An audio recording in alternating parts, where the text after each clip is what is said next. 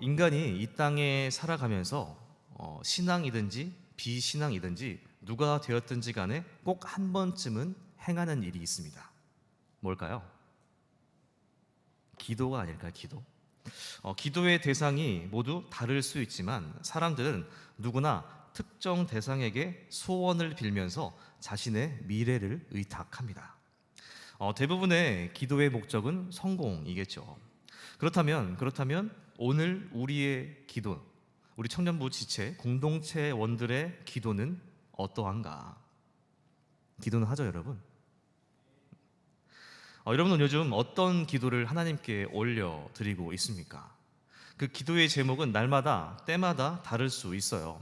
만약 우리 앞에 시급한 상황이 놓여 있다면 그 상황을 놓고 기도한다거나 또는 우리의 성공을 위해 잘됨을 위해서 기도할 수도 있겠죠. 그런데 여러분, 우리의 기도가 거기에만 머물러 있다면 정말 괜찮은 걸까요? 우리가 이제 막 하나님을 영접하고 믿게 되었습니다. 그렇다면 우리의 기도가 거기에만 머물러 있는 것은 괜찮을 수 있어요. 그런데 우리가 신앙을 가진 것이 오래되었음에도 불구하고 우리의 기도가 세상과 똑같은 곳에 머물러 있다면 좀 문제가 있는 것이 아닐까? 오늘 본문에서 선지자는요, 우리와는 다른 기도의 모습을 보여주고 있습니다. 그의 기도의 모습이 어떠한지, 또 오늘 우리의 기도는 어떻게 해야 하는지 함께 말씀을 통해 알아보겠습니다. 우리는 지난 주일부터 계속해서 예레미야 애가의 말씀을 보고 있습니다. 예레미야 애가. 이 예레미야 애가의 배경을 다시 한번 말씀드리면요, 하나님 앞에 범죄함으로 인해서 바벨론에게 멸망당하게 된 남유다와 예루살렘의 참상을 보면서 선지자가 슬퍼하고 있는 슬픔의 노래 또는 슬픔의 시라고 할 수 있습니다. 선지자의 슬픔의 크기가 어떠했는지는 전부 가늠하기 어렵지만 이 애가라는 말의 의미가요, 슬프다, 눈물들, 비탄, 이런 의미들을 포함하고 있는 것으로 볼 때 이러한 수많은 표현으로도 그 슬픔들을 다 표현할 수 없을 정도로 선지자의 슬픔의 크기가 컸다는 것을 알 수 있습니다. 그뿐 아니라 이 선지자는요, 5장에 걸친 애가 전체의 분량을 슬픔으로 가득 채우고 있어요.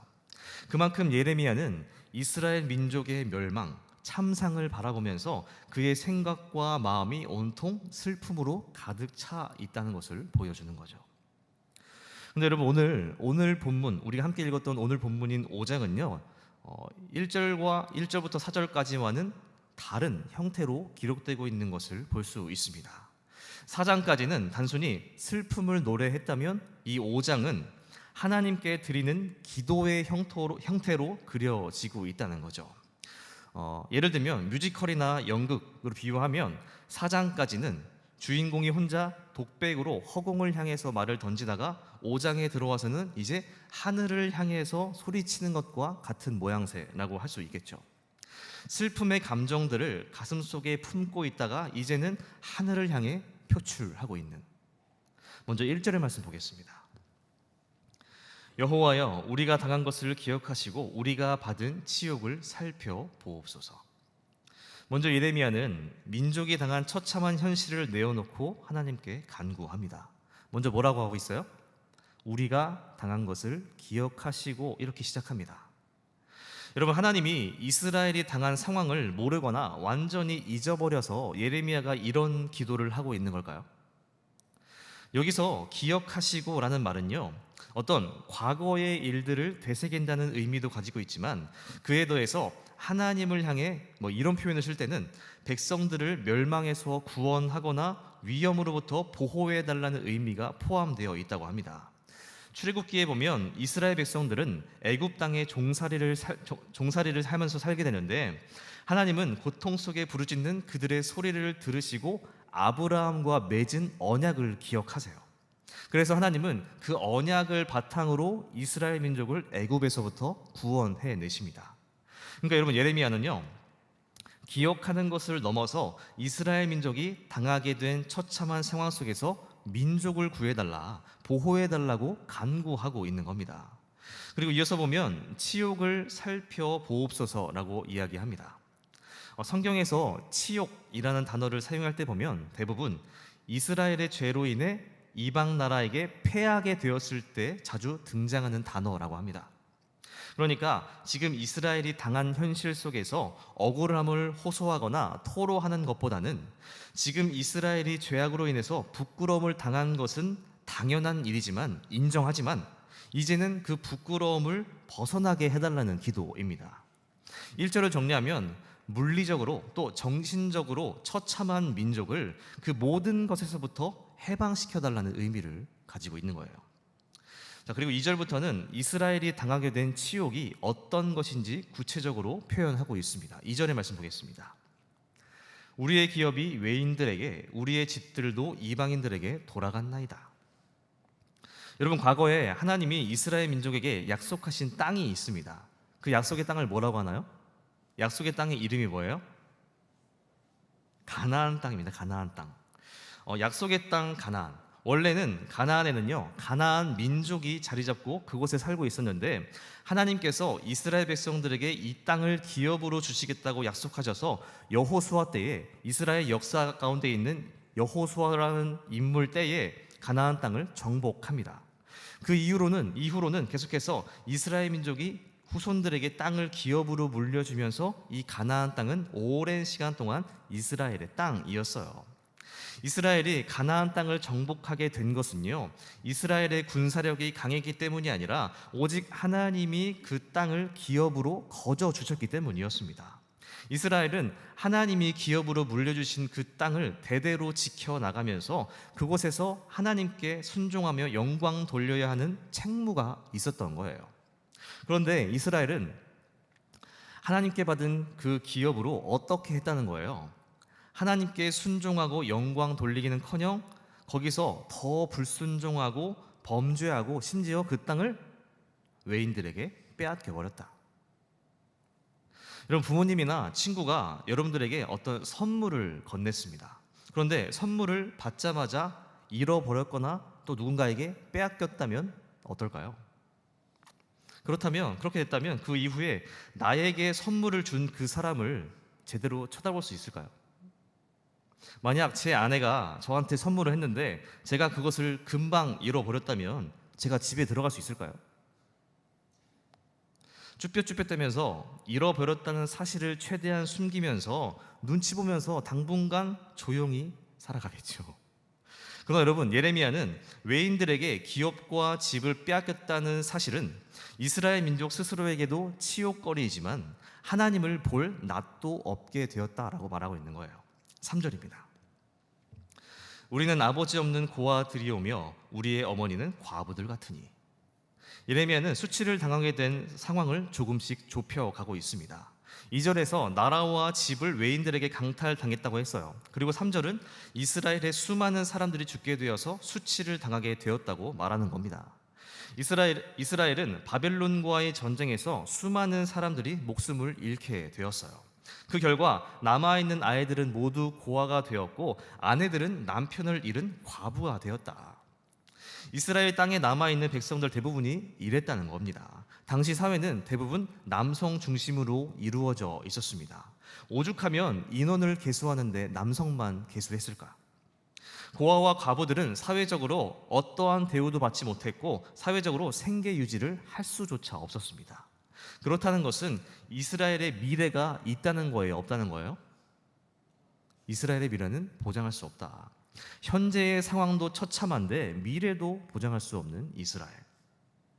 이 3장과 관련해서 또 다른 관점으로 본다면 이스라엘 자체가 고아와 과부와 같다고도 할 수 있습니다. 하나님은 이스라엘과 언약을 맺으심으로 언약 관계 안에 있는 언약 백성 삼아 주셨어요. 하나님께서 이스라엘 민족의 유일신 여호와 하나님이 되어주시고 또 아버지 되어주십니다. 그러나 아버지 되신 하나님께서 이스라엘을 떠나가심으로 이스라엘이 바벨론의 손에 멸망당했어요. 그리고 또 때로 성경은요, 하나님을 신랑으로, 우리를 신부로 표현하기도 합니다. 아버지 되시고 또 때로는 신랑 되신 하나님께서 이스라엘을 떠나가셨으니 이스라엘은 고아와 과부 같다. 이러한 관점에서 예레미야는 이스라엘의 상황이 이와 같이 처참하다는 것을 계속해서 말하고 있습니다. 4절, 5절의 말씀입니다. 우리가 은을 주고 물을 마시며 값을 주고 나무들을 가져오며 우리를 뒤쫓는 자들이 우리의 목을 눌러싸우니 우리가 기진하여 쉴 수 없나이다.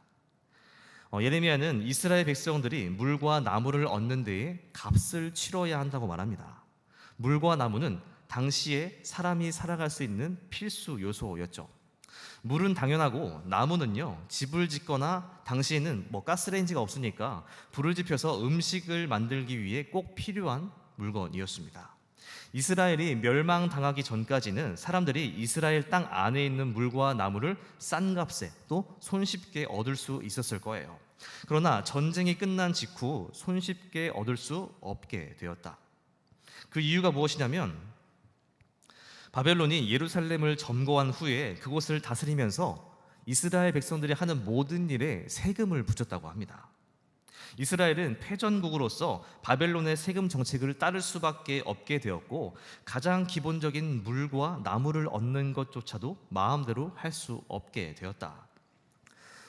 그리고 여러분 여기 보면요, 물을 마시기 위해서 백성들이 무엇을 냈다고 하고 있나요?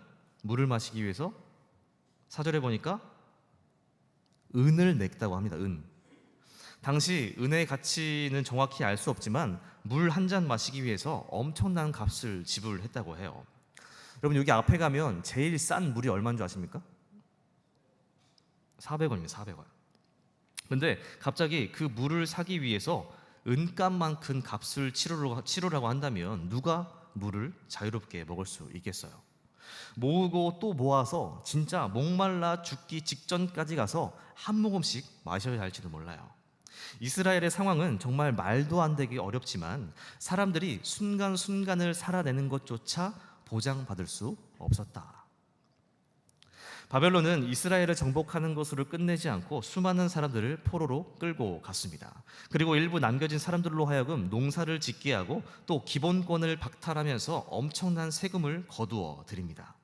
바벨론은 이러한 모든 상황들을 통해 이스라엘로 하여금 숨 쉴 틈조차 주지 않았다라는 거예요.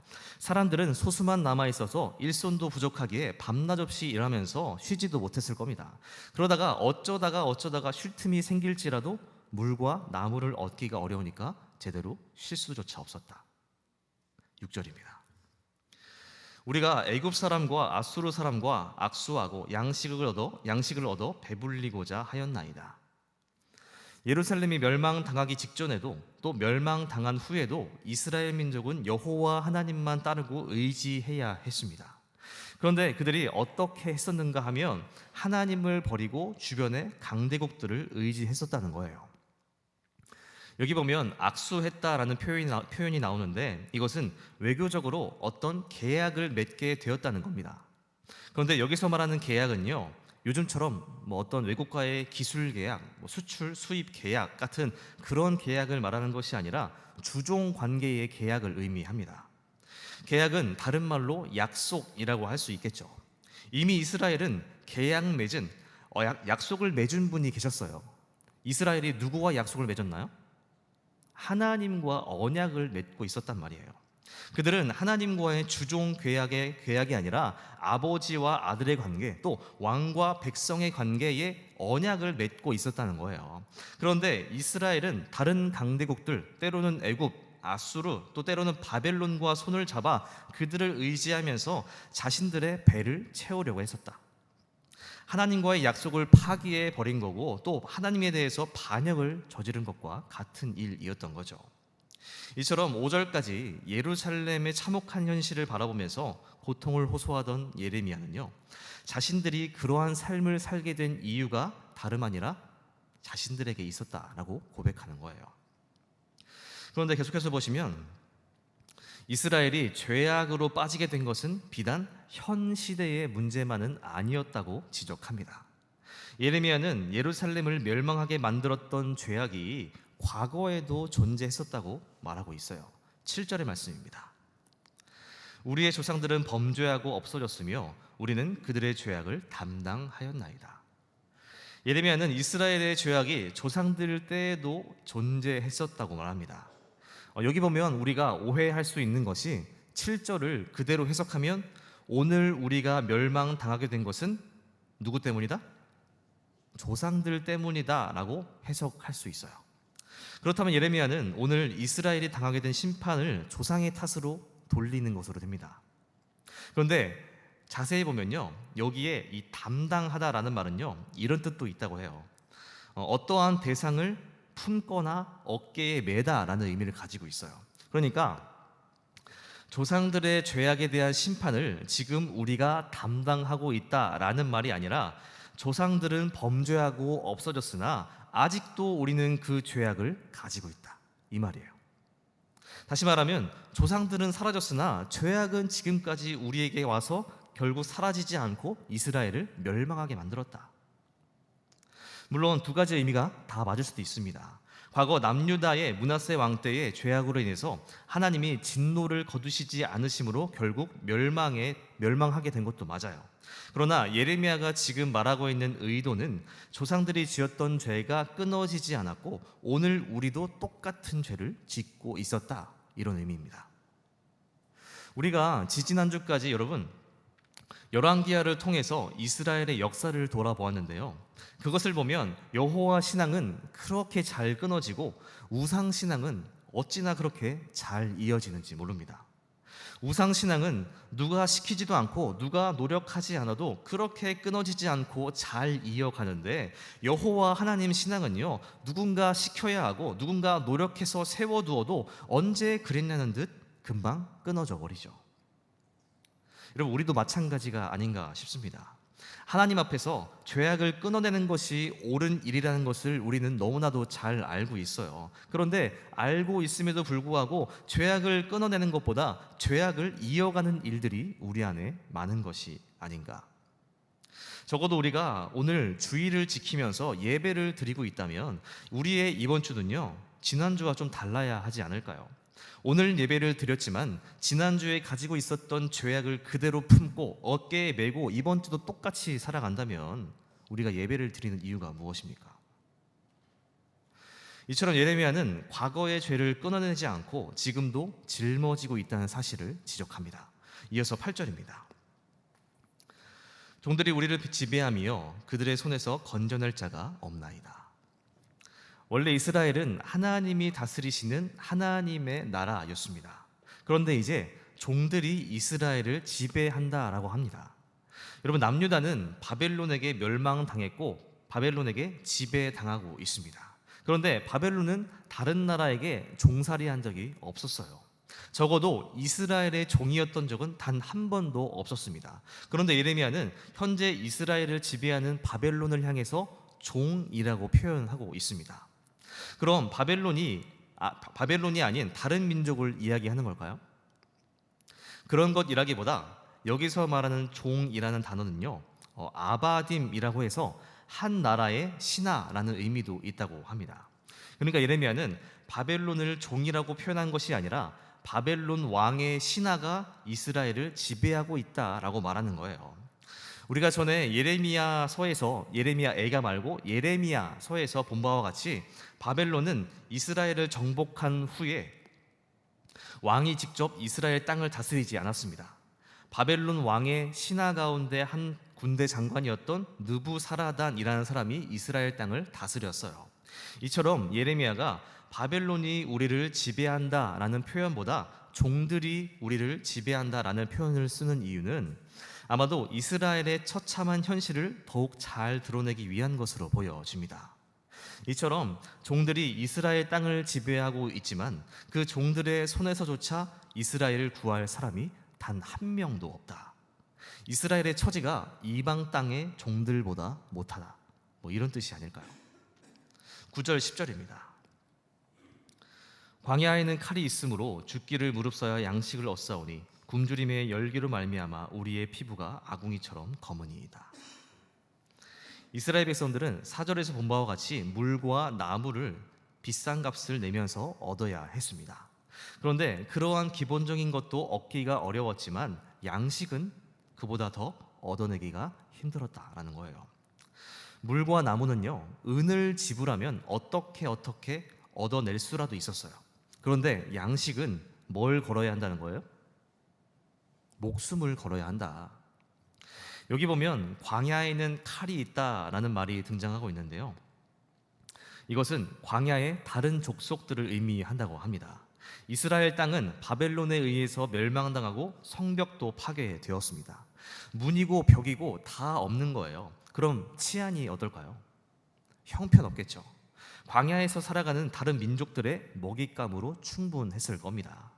전쟁에서 살아남은 사람들이 어떻게든 살아가기 위해서 물과 나무를 얻어서 농사를 짓는다고 해도 그것을 수확하면 바벨론에 조공을 바쳐야 하고 또 더러는 약탈당하기 일쑤였다.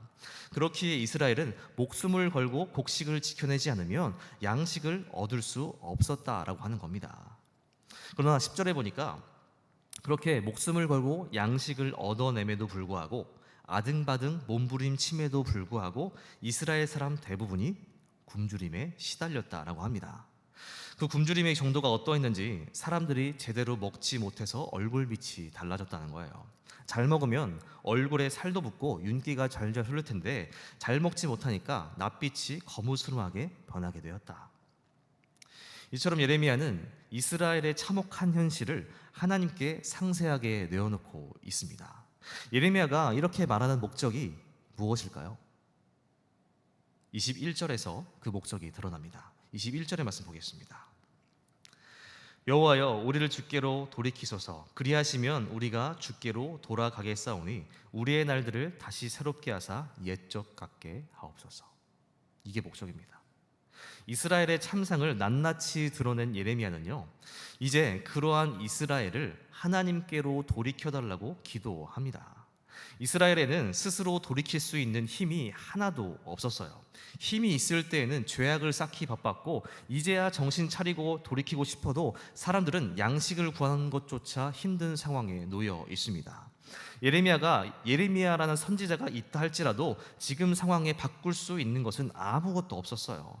그러나 예레미야는 하나님께서만 돌이키신다면, 하나님이 돌이키신다면 모든 것이 원상복구될 수 있다는 것을 신뢰하면서 하나님을 향하여 구하고 있는 겁니다.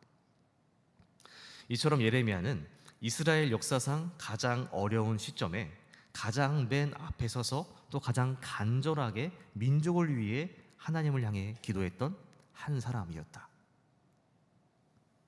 여러분, 이처럼 예레미야는요, 기도로 예레미야 애가를 마무리합니다.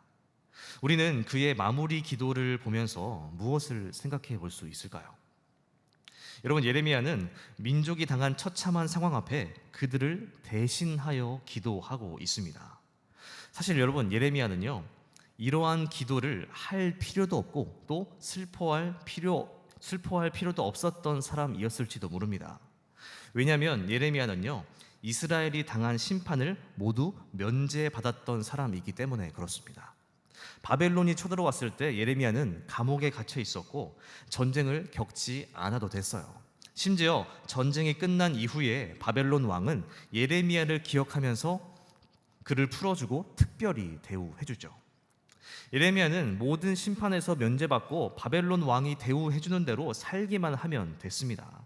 그러니까 예레미야 자신의 형편만 보면 하나님께 오늘 본문의 기도를 올려드릴 필요가 전혀 없었다는 거예요. 그런데 예레미야는요, 어쩌면 자신과는 무관한 사람들을 위해서 중보자로 스스로 나서게 되었다. 그런데 여러분, 그 예레미야의 중보의 모습을 보면요, 정말 진심으로 중보에 임하는 것을 볼 수 있습니다. 자신 스스로는 모든 심판을 피해 갔지만 그 모든 하나님의 심판을 마치 자기가 당한 것처럼 표현하고 있다는 거예요. 오늘 본문 전체를 자세하게 보면요, 예레미야는 이렇게 이야기합니다. 그들이 고통당하고 있다, 그들이 고아와 과부와 같다, 그들이 범죄했다라고 말하지 않아요. 뭐라고 하냐면 우리가 고통을 당했다, 우리가 고아와 과부와 같다, 우리가 범죄했다 라고 표현하면서 그 모든 고통의 과정 속에 자신 스스로를 포함시키고 있다라는 겁니다. 그리고 심지어 여러분, 예레미야는 자신 개인의 소원을 가지고 기도하지 않습니다. 그의 기도는 오로지 민족을 위해, 하나님의 백성된 공동체를 위해, 그리고 결국은 하나님의 영광을 위해 기도하고 있는 모습을 볼 수 있는 거죠. 결국 예레미야의 기도 속에는 자신은 없고 오로지 공동체와 하나님을 향한 기도뿐이었다. 그렇다면 여러분, 오늘 우리의 기도는 어떻습니까?